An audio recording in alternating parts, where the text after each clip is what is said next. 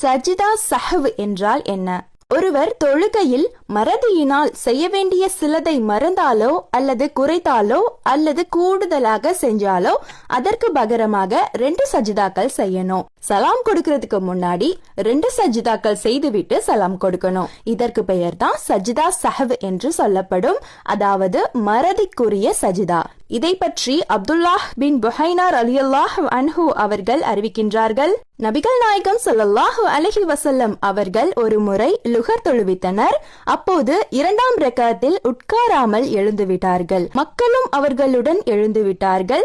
தொழுகை முடிக்கும் தருணத்தில் நபிகள் நாயகம் ஸல்லல்லாஹு அலைஹி வஸல்லம் அவர்கள் சலாம் கொடுக்க போகிறார்கள் என்று மக்கள் எதிர்பார்த்து கொண்டிருந்த போது உட்கார்ந்த நிலையிலேயே தக்பீர் சொன்னார்கள். சலாம் கொடுப்பதற்கு முன் 2 சஜிதாக்கள் செய்துவிட்டு பின்னர் சலாம் கொடுத்தார்கள்.